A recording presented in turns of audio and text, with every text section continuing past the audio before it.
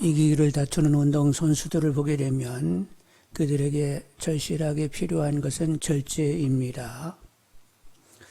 고린도전서 9장 25, 26절에 보면 이기기를 다투는 자마다 모든 일에 절제하나니 그들은 썩을 승리자의 관을 얻고자 하되 우리는 썩지 아니할 것을 얻고자 하노라. 그러므로 나는 다름질하기를 향방 없는 것 같이 아니하고 싸우기를 허공을 치는 것 같이 아니하며.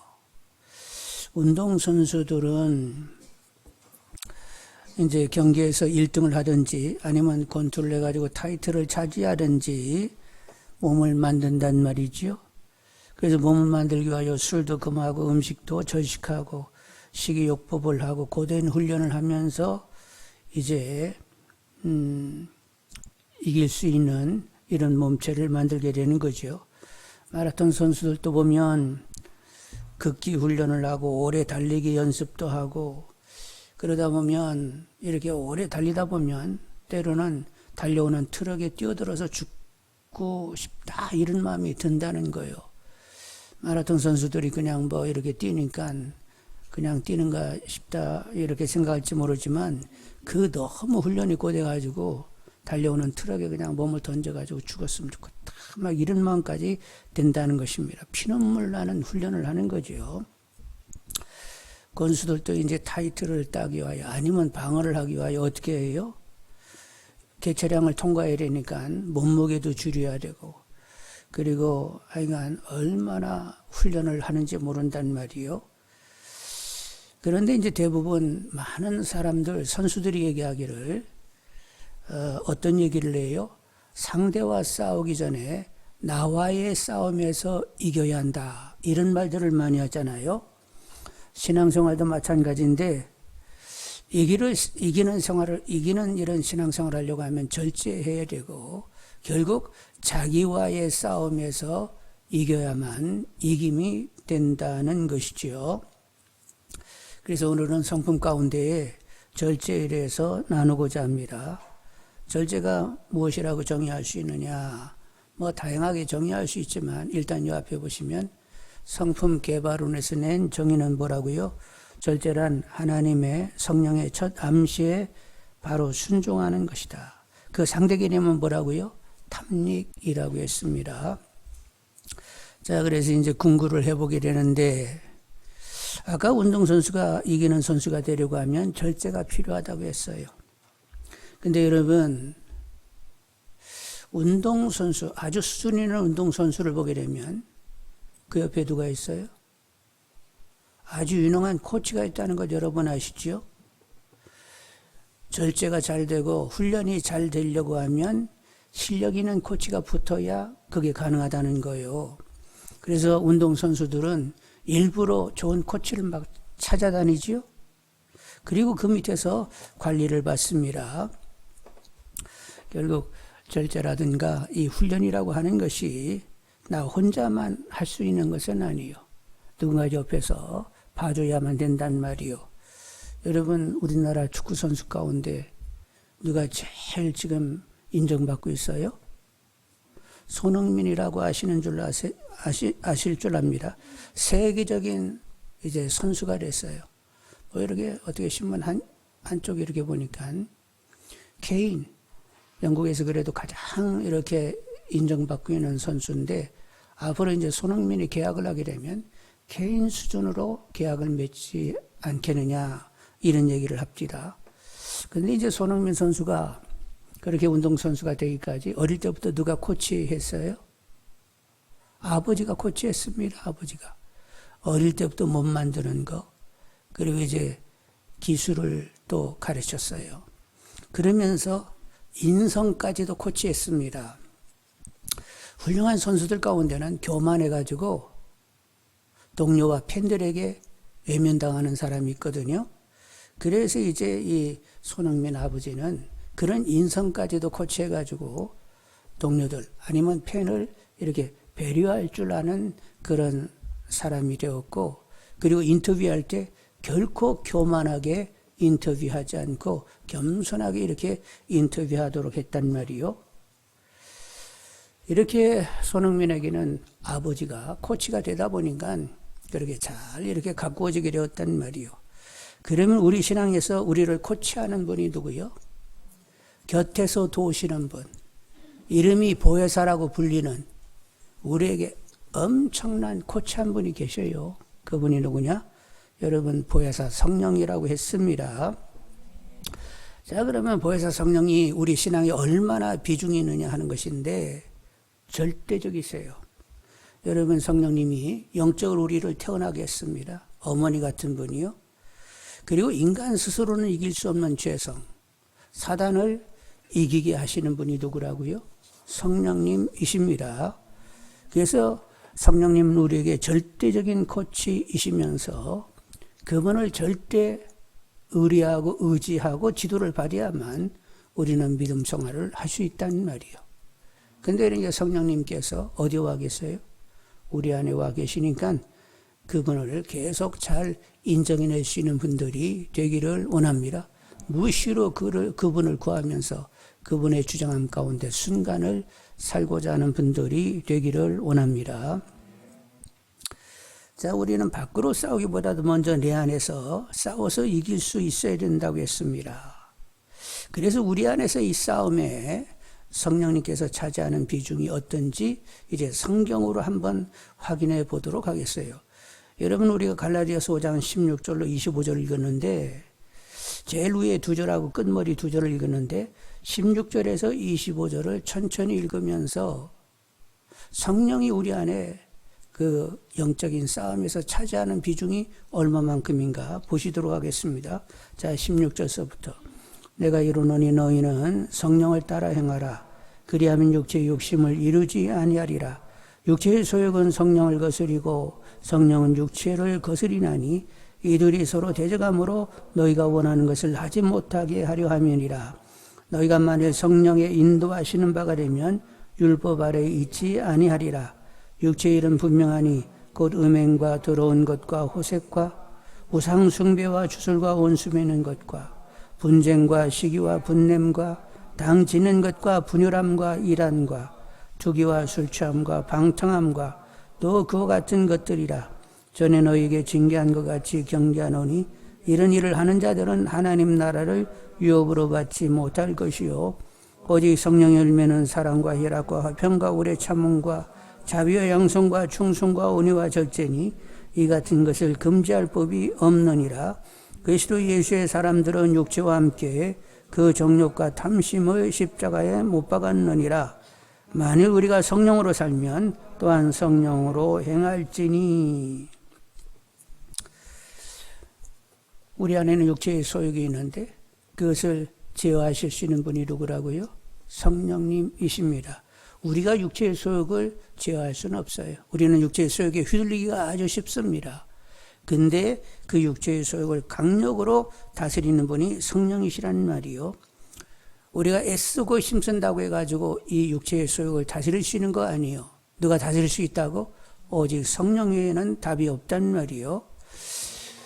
여러분, 로마서 7장을 읽다 보면 바울의 탄식을 듣게 되는데 마음으로는 하나님의 뜻으로 살고자 하는 이 원이 있어요.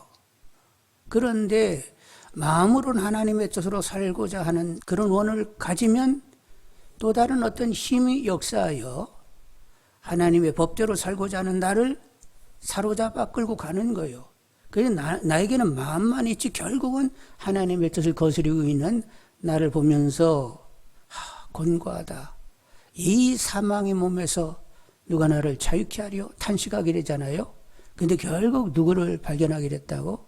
생명의 성령의 법이 나를 자유케 하는도다, 해방케 하는도다 하면서 결국 성령님만이 나를 자유케 할 수 있음을 통찰하면서 성령을 붙들고 있는 이 사도 바울을 발견하게 된다는 말이에요. 여러분, 우리 마음의 원은 하나님의 뜻으로 살기를 원하지요. 근데 실제 보면 하나님하고는 상관없이 이렇게 삶을 살게 된다는 말이요. 그런 자리에서 우리를 구원하실 분이 누구라고? 성령 외에는 답이 없는 것입니다. 그래서 성령님이 우리 신앙에서 차지하는 비중은 절대적입니다. 그래서 주님께서 말씀하시기를 누구든지 목마르거든 내게로 와서 마시라. 나를 믿는 자는 성경에 이런 것 같이 그 배에서 생수의 강이 흘러나리라 말씀하시면서 성령을 구하면 배에서 생수의 강이 흘러나리도록 성령 충만케 하시겠다고 주님이 약속하셨어요. 그리고 또 이런 말씀, 아니 세상에 악한 아비도 제 자식은 위할 줄 알아가지고 좋은 것을 줄 줄 아는데 하물며 천국에 계신 너희 아버지일까 보냐. 성령을 구하라. 주님이 이렇게 말씀하셨단 말이요. 그러니까 우리 신앙에 있어서 절대적인 분이 성령이세요. 나를 낳으시고 믿음의 분량, 예수 그리스도의 분량까지 가게 하시는 분은 성령이시라는 말이요. 그러니까 여러분 성령을 구하고 성령으로 살고 성령으로 행하는 영적인 그리스도인들이 다 되시기를 원합니다. 오늘 절제를 배우고 있는데 절제? 결국 누가 만들어내셔야 절제가 되는 거예요? 갈라디아서 5장 22절로 23절 다시 읽습니다. 갈라디아서 5장 22, 23절 오직 성령 열매는 사랑과 희락과 평과 오래 참음과 자비와 양성과 충성과 온유와 그 다음에 뭐요? 절제니 이 같은 것을 금지할 법이 없느니라. 결국 성령님이 역사하셔야 절제가 되도록 된다는 거예요. 누가 이기는 신앙이 되게 하신다고요? 성령님이 하시는 것입니다. 그래서 우리는 늘 영적 전쟁 가운데 있는데 늘 싸워서 이기려고 하면 성령이 충만해야만 한단 말이요. 그러니까 무조건 성령 충만하게 해달라고 기도하시는 분들이 되기를 원합니다. 자, 이제 절제에 대해서 우리가 이야기를 나누겠는데 좀 구체적인 이야기를 해야 되겠어요. 여러분, 절제가 잘 되려고 하면 일단 내 주위에 영적인 사람들을 내 주위에 두는 분들이 되기를 원합니다. 여러분, 달리기 연습을 한다. 혼자 달려요? 누가 같이 옆에 달려줘요? 달리기 연습할 때 혼자 달리지 않아요. 주 선수가 있으면 앞에서 달려주고 옆에서 달려줍니다. 그래서 앞사람이 이렇게 스피드를 내면서 끌어주기도 하고 옆에서 이렇게 같이 달리면서 이렇게 호흡을 맞춰간다는 말이요. 혼자 연습하는 건 아니요. 그리고 권투 선수가 막 혼자 막 백만 딜이 쳐요. 스파링 상대가 있어가지고 같이 막 치고 패고 하는 거예요. 혼자 연습이 되는 건 아니요. 그래서 누군가가 옆에 선하게 이렇게 자극을 주는 사람이 있어야 되는데, 하여간 여러분 신앙생활을 잘 하려고 같으면 옆에 그래도 믿음이 좋은 사람이 있어야 돼요. 믿음 좋은 사람 보면 그 옆에 누가 있었어요? 없었어요? 홀로 이렇게 잘 되는 경우는 없습니다. 누군가 자극을 분명히 주어서 그 사람의 영향 때문에 믿음이 이렇게 좋아지는 경우가 참 많단 말이에요. 그러니까 정말로 믿음 생활 잘하는 사람을 줘야 되는 거예요. 실패 얘기인데 암논이라는 다윗의 아들이 있었습니다. 근데 배달은 여동생 다말을 막 좋아한 거예요. 그냥 배달은 여동생이 막 너무너무 좋았어. 근데 이제 사촌 요나답이 답을 주었습니다. 야, 그러지 말고 너 병든 채 해라. 병든 척 해. 그러면 다윗 아버지가 와가지고 야, 왜 그러냐 그럴 거 아니요. 그러면 다말이 와서 좀 간호 좀 해주면 나 낫겠다고 과자를 만들어가지고 와가지고 나를 간호할 수 있게 좀 해주세요 하고 아버지에게 부탁해라. 그럼 다말 오지 않겠느냐? 오면 겁간해라. 아니 무슨 놈의 도움을 준다고 이따 실어주는 거예요? 그래서 그렇게 해가지고 겁간해가지고 나중에는 결국 다말과 배가 같은 압살롬에게 이 암논은 죽게 되었단 말이지요. 누가 옆에 있느냐 이거 아주 결정적이요. 그러니까 여러분, 그런데 사람들은 끼리 모이며 유유상종이라고 보면 끼리끼리 이렇게 가게 되거든. 그리고 육적인 사람은 영적인 사람이 부담스럽습니다. 그러다 보니까 육적인 사람으로 그렇게 쉽게 어울리게 되는데, 근데 여러분이 정말로 믿음의 진보를 가져오려고 하면 영적으로 그래도 쓴 사람과 가까이 하는 것이 여러분에게 훨씬 유익입니다. 우리 형수 씨도 아마 이렇게 믿음 생활 잘하는 데는 옆에 누가 그래도 선한 자극을 준 사람들이 있었잖아요. 예. 그래서 그렇게 분별하면서 누구를 택해야만 내 믿음이 좋아질지 주위에 늘 정말 그래도 반듯한 믿음 생활하는 사람을 가까이 하는 분들이 되기를 원합니다. 이제 절제하기 위해서는 가까운 좋은 사람을 만나야 된다는 것. 두 번째로는 스펙을 너무 좋아하지 말라는 거예요. 스펙. 요즘은 스펙 쌓기를 해야 된다고 이런 말을 하는데, 스펙이란 말은 남이 인정해 줄 수 있는 외적 조건을 갖추는 거예요. 남이 인정할 수 있는 외적 조건. 취업을 하려고 하면 스펙이 있어야 된다고 하는데, 뭐 이렇게 뭐 영어 시험, 자격 시험, 영어 어떤 수준의 시험 뭐 자격이 있어야 되고, 아니면 면허증도 있어야 되고, 뭐 이러면서 이렇게 스펙을 쌓는다고 하는데, specification이라고 하는 그런 영어 단어를 이렇게 짧게 해서 그냥 스펙이라고 하는데, 스펙 쌓기를 많이 한다는 말이에요. 그래서 목사님들도 스펙 쌓기를 하니라고 어디까지 가야 돼? 박사학위까지 막 요즘 막 다 받으려고 한단 말이요. 그런데 그렇게 스펙을 의지하면 안 된다는 거예요. 누구를 의지해야 돼? 하나님을 순수하게 의지해야 되는데, 그런 것들로 어떻게 해결을 보려고 하는 이런 노력을 하는데, 그리 하지 말고 하나님이 전부인 이런 삶을 살아야 된다는 것입니다. 아주 공부를 잘하는 고등학생이 있었어요. 근데 부모님이 소원을 해버렸네. 자기 의사하고는 상관없이 부모가 막 목사로 서원을 해버렸어. 그래서 이제 공부는 잘하지, 부모님은 소원을 해놨지.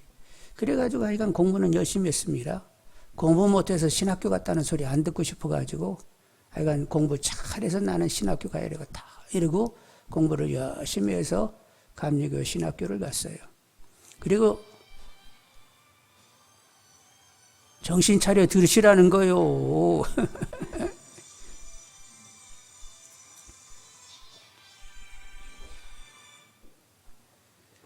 그래가지고 이제 그 감리교 신학교를 수석 입학, 수석 졸업, 그리고 이제 대학원에 갔는데, 대학원은 이제 목사 과정이 있습니다. 신대원 이렇게 과정을 나와서 이제 목사가 되는데, 그분은 이제 신대원 들어가기 전에 먼저 그 본 대학의 일반 대학 과정을 먼저 들어갔어요. 석사학위를 받으려고. 그래서 이제 석사학위에 들어갔습니다. 그래서 이제 과정을 다 마치고 마지막 이제 논문을 쓰게 되는 거예요. 논문 쓰면 이제 석사가 되는 거예요.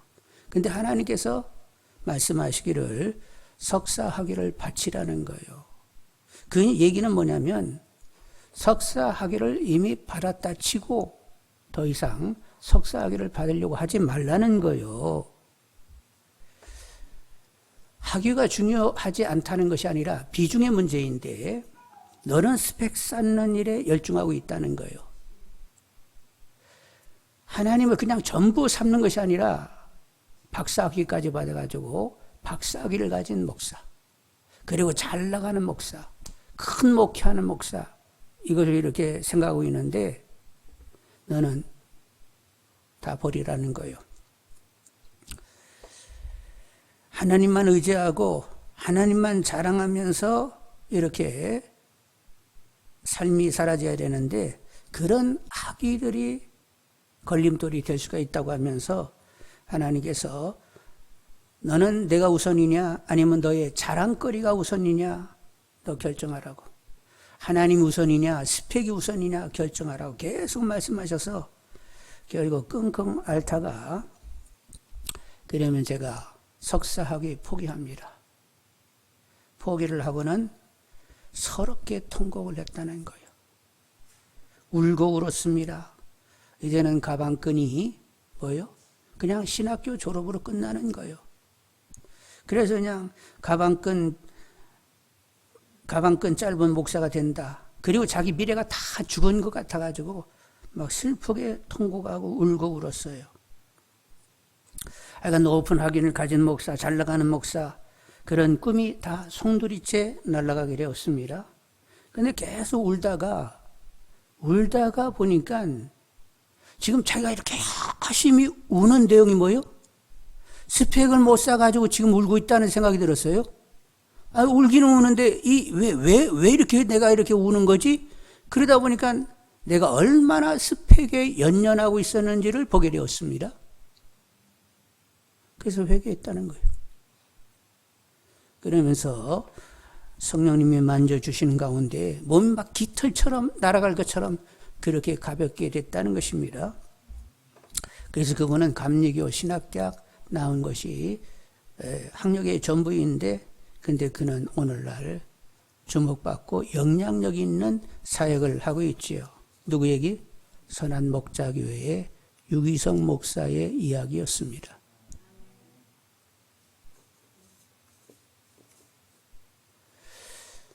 하여간 여러분, 남이 나를 어떻게 생각하느냐 그런 것에 연연하지 말고 하나님이 전부가 된 이런 삶을 사시고자 하는 분들이 되기를 원합니다. 그리고 이제 절제와 관련해서는 남을 위해서 내 자유를 제어할 수 있어야 되는 거예요. 사도 바울의 이제 그런 권면인데 믿음이 좋은 사람은 우상 제물도 먹었어요. 이방 도시마다 이제 사도 바울이 전도하는 이방 도시마다 다 뭐를 섬기고 있었어요? 도시마다의 어떤 우상들이 다 있는 거예요. 그러면 거기에 이제 재물이 올라갔다가 그 재물이 다 어디로 쏟아져 와? 시장으로 다 흘러 들어오는 거예요. 그래서 시장 가서 사 먹으면 우상 재물을 사 먹는 꼴이 되는 거지요. 근데 믿음이 좋은 사람들은 이거 뭐 우상이 올라갔든 말든 마음으로는 다 하나님 것이고 감사타 먹으면 탈날 거 없지 뭐. 그러면서 먹었어요. 여러분이 정말로 배고프면 뭐 하나님 것, 뭐 우상 것, 뭐 이거 구분하고 있어요. 그냥 얼른 먹겠어요? 여러분이 정말로 배고파 죽으면 그냥 감사하고 먹겠지? 그러니까 여유가 있으니까 막 이게 뭐 우상 것, 뭐 하나님 것 찾아 쌓지. 여러분이 굶어 죽을 터이면 웜에 하나님 주셔서 감사합니다 하고 후닥닥 먹어버리지 뭐. 그런 간증이 있어요. 옛날에 제가 광주 있을 때 어느 성도님이 어렸을 때 너무 가난했대. 근데 이제 길거리 제사를 드린다고, 길거리 제 있지요? 이렇게 무당들이 이렇게 길거리 제사라고 해가지고 뭐 교통사고 나지 않고 뭐 이렇게 해달라고 길거리에서 푸닥거리하고 이렇게 가면 얼른 가가지고 그걸 먹었대요. 예? 그냥 감사하면서 먹었다네. 그러니까 하여간 믿음 좋은 사람은 뭐 우상제물이 들었건 말건 감사로 먹으면 탈날 것이 없다. 그러면서 이제 먹었는데 그렇다 할지라도 믿음이 짧은 사람 저건 우상제물이고 귀신에게 드렸는데 저거 먹으면 탈나는데 왜 저걸 먹지? 이렇게 혹여라도 생각하는 사람이 있으면 그 사람이 실족하지 않도록 그 사람 앞에서는 내가 할 수 있지만 절제할 수 있어야 된다는 거예요. 이것이 진정 제대로 자유하는 진리 안에 자유하는 사람이라고 말씀하시면서 남을 위해서 내 자유를 절제할 수 있어야 된다. 이렇게 가르쳤단 말이요. 그러니까 내가 다 할 수 있어도 혹여라도 누구에게 시험거리가 된다라고 하면 삼가할 수 있는 분들이 되기를 원합니다. 이외로 절제되어야 할 것들이 많은데 하여간 절제할 것들이 많아요. 그런데 이제 이렇게 절제가 제대로 되려고 할 것 같으면 일단은 여러분이 누구 것이라고 인정을 해야 돼. 나는 누구 것이다? 하나님 것. 주님의 피로 갑주가 삼박을 해가지고 이제는 주님 것, 주님의 몸이 되었다. 그러면 주님의 몸 안에는 주님의 마음이 있어야 되는 거요. 내 마음이 있어야 되는 거요. 주님 마음이요? 그렇구나. 내 혀가 이제 주님의 혀라고 하면 내 말을 해야 되는 거예요. 주님의 말하게 하심 따라 말해야 되는 거예요. 저 잘 몰라서 물어보는 겨. 나 주님의 몸이라고 하면 이 혀는 이미 누구 거? 주님 거. 그러면 내 말을 해야 돼. 주님이 말하게 하심 따라 말해야 돼요. 주님의 말하게 하심 따라 말하는 가운데 때에 맞고 지혜롭고 은혜롭고 덕 있는 말을 내야 되겠죠? 내가 내는 거예요? 그분이 내는 거예요? 그분이 내게 성령으로 혀를 재갈 물리시는 가운데 그분이 원하는 목소리를 내어야 되겠지요? 내 몸이 주님 것이라고 하면 창기하고 같이 누워버려야 돼, 말해야 돼. 여러분, 사도 바울 당시 전도자들이 이렇게 다닐 때 도시마다 우상을 섬긴다고 했고, 우상에는 뭐가 있어요? 거기는 공적인 창기들이 있어요. 공창들이. 그래가지고 그들이 예배 행위 가운데 하나가 뭐예요? 가가지고 술 먹고 결국 그 사람들하고 관계하는 가운데 신을 자극하는 일이 예배 행위 하나였잖아요. 그래서 사도 바울은 너희들의 몸이 성전인 줄 알지 못하느냐? 창기하고 놓으면 창기의 몸이다. 이런 말을 했잖아요. 근데 우리 몸이 이게 주님 것이라고 하면 그런 자리에 나가지 않게 되는 거지요. 그리고 이제 우리 손발이 누구 거? 주님 거. 그러면 이 주님의 손 가지고 누구를 막 때려야 돼. 어떻게 해야 돼? 쓰다듬어야 되겠지 뭐. 그리고 발도 주님 발이면 주님이 가고자 하는 곳으로 가야 돼. 내가 가고 싶은 대로 막 싸다내 쏴야 돼. 주님이 가고 싶은 곳으로 발걸음이 떼어야 될 거라니요. 그래서 철저하게 나는 주님 것이라. 예수 보혈의 피해값으로 삼바가 돼가지고 나는 주님 것이라.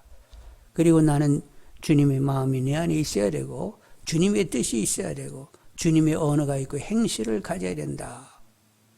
이렇게 늘 생각을 하면서 그렇게 되도록 성령이 역사해 주시라고 늘 기도하셔야 되겠죠?